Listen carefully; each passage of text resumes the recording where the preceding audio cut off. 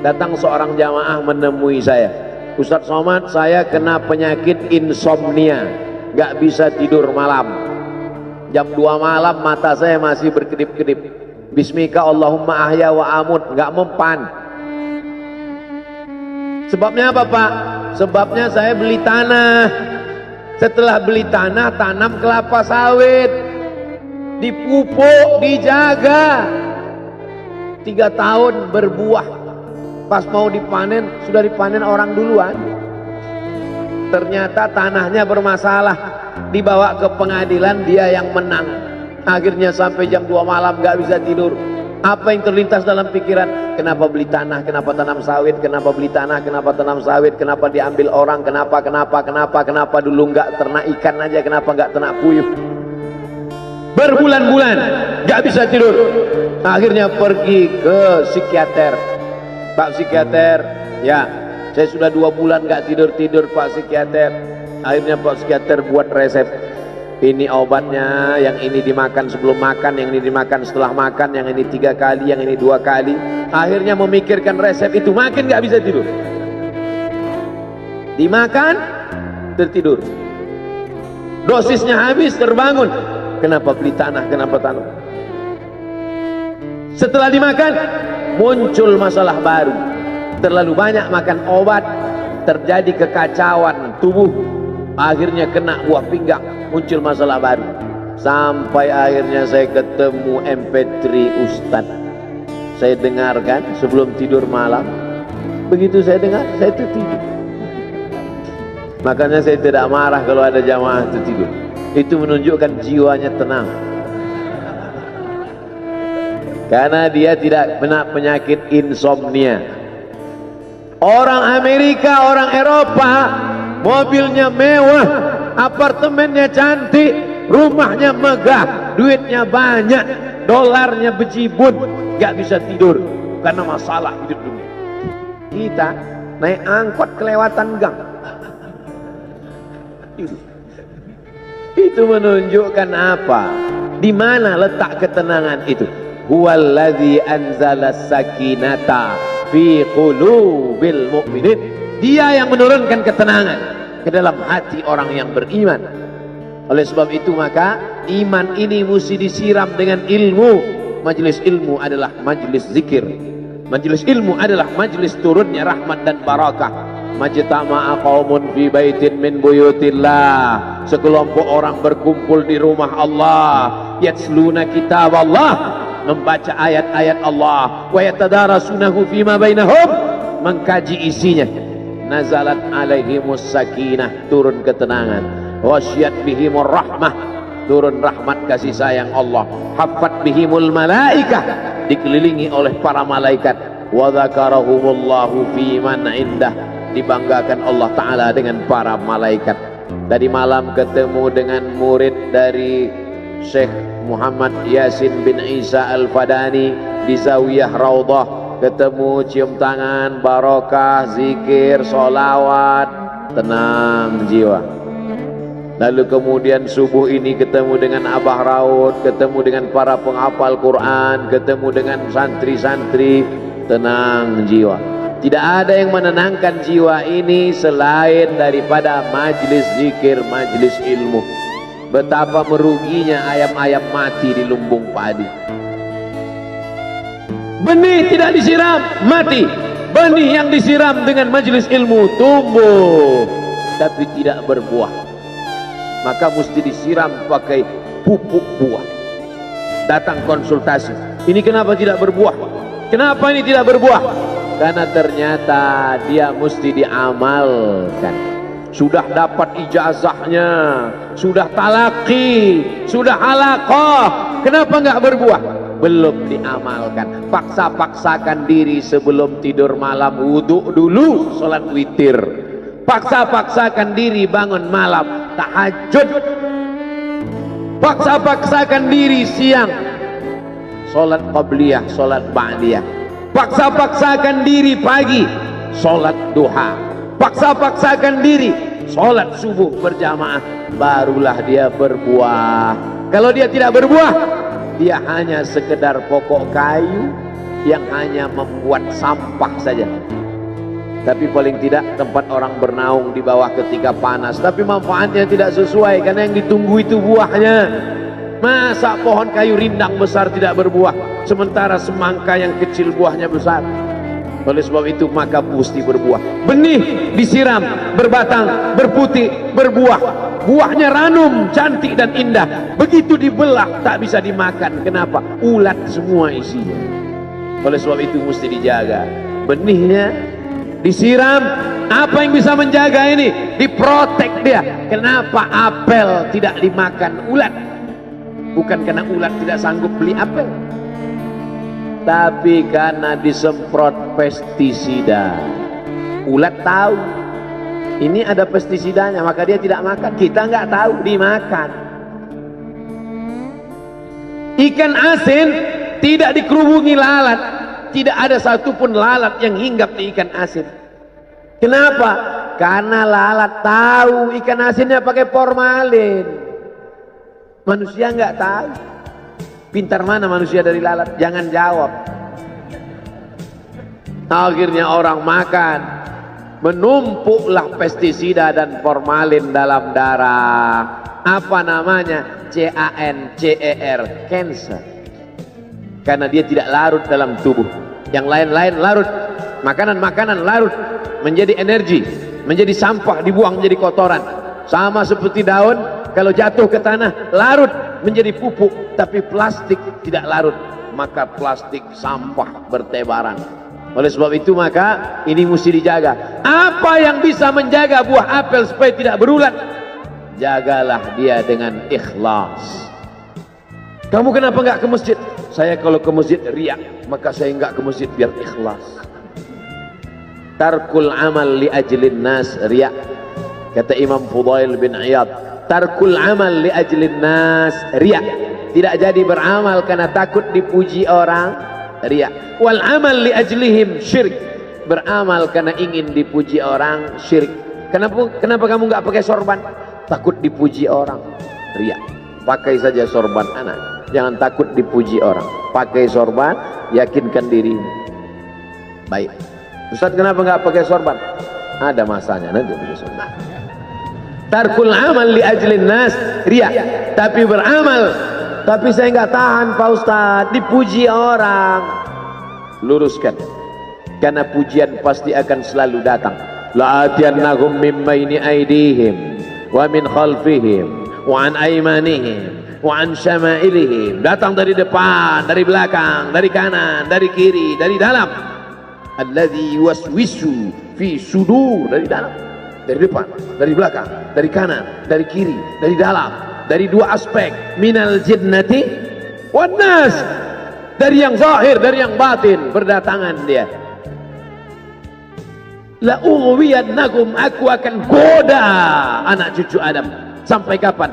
Madamat arwahuhum fi ajsadihim, selama roh masih bersemayam dalam jasad, selama masih hidup, dia terus menggoda. Kapan kita berhenti dari godaan ini? Nanti setelah terbaring, terbujur kaku, bahkan sampai mau sakaratul maut pun dia tetap menggoda. Itulah makanya orang berzikir tidak bisa digoda waktu sakaratul maut. Kenapa?